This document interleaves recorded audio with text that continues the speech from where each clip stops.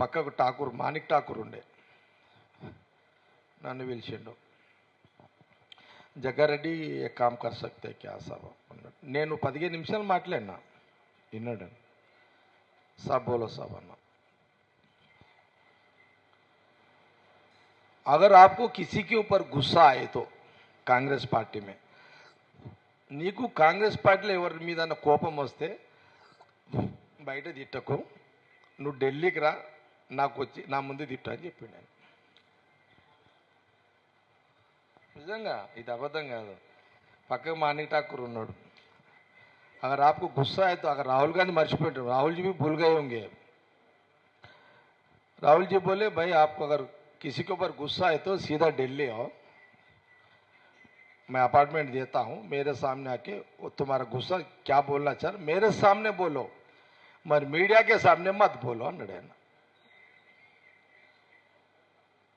Media ముందు అనకు, కోపం వస్తే నువ్వు నా దగ్గరికి రా, నా ముందు ఏమంటావాను నువ్వు అని. అందుకే నేను చెప్పాలనుకున్నా ఏదన్నా, అందుకే ఆ 3.5 ఏళ్ల నుంచి ఇప్పటి వరకు నేను బయట రాహుల్ గాంధీ అన్న మాటకు, నేను ఇచ్చిన మాట కట్టుబడి నేను ఇప్పటిదాకా ఎవరి విషయాలు కానీ ఏ విషయాలు కానీ బయట కూడా మాట్లాడతలేదు. ఈ జూలైలో మాట్లాడుతున్నా కాబట్టి ఈ వివరణ ఇచ్చిన నీకు. అరే జగ్గారెడ్డి మాట ఏదో చెప్తాన్నాడు 30 తారీఖు లోపల,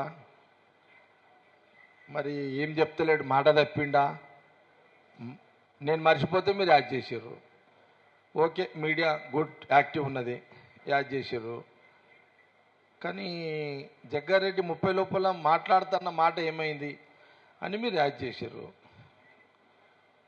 నా మాట మీద నేనున్నా, కానీ ఇక్కడ ఏముంది, मैं राहुल जी को बात दिया 3.5 साल बाहर बात नहीं करा, अभी करता. నేను ఏదైనా మాట్లాడేది ఉంటే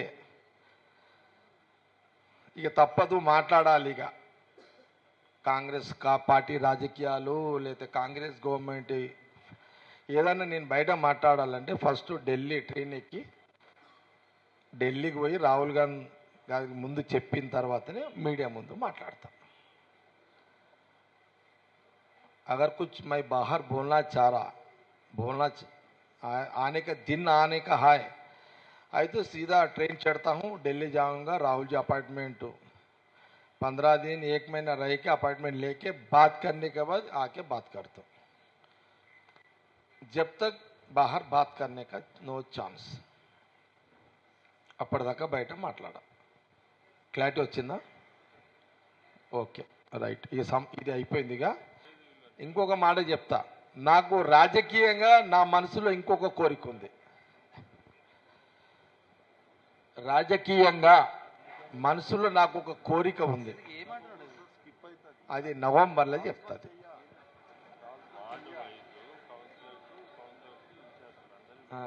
రియల్ అన్న, వెరీ సీరియస్. ఇది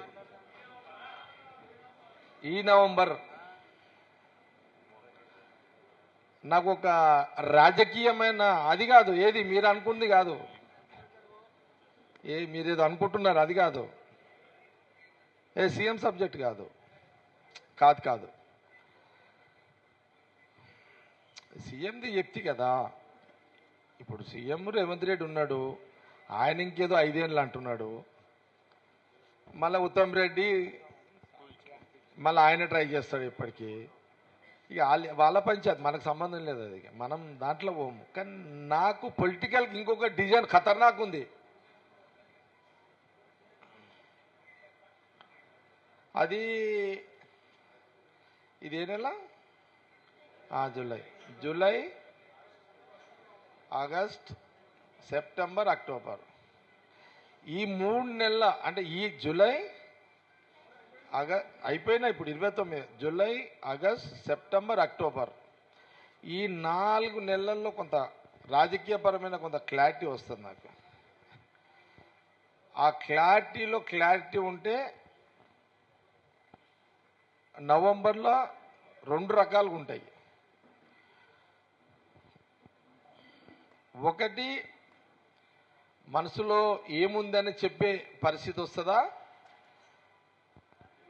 అప్పుడు ఇప్పుడు ఇట్లా మార్చి చెప్పిన ఇట్లా చెప్పే పరిస్థితి వస్తుందా? ఉంటుంది. నేను ఎందుకంటే నాకు 24/24 పొలిటికల్, నేను పబ్లిక్ పాలిటిక్స్, నో ఫ్యామిలీ, భార్య పిల్లలు ఉండదు నాకు, పబ్లిక్ పాలిటిక్స్. విన్నావా? ఇది నా లైన్ ఉంటుంది ఎప్పుడు.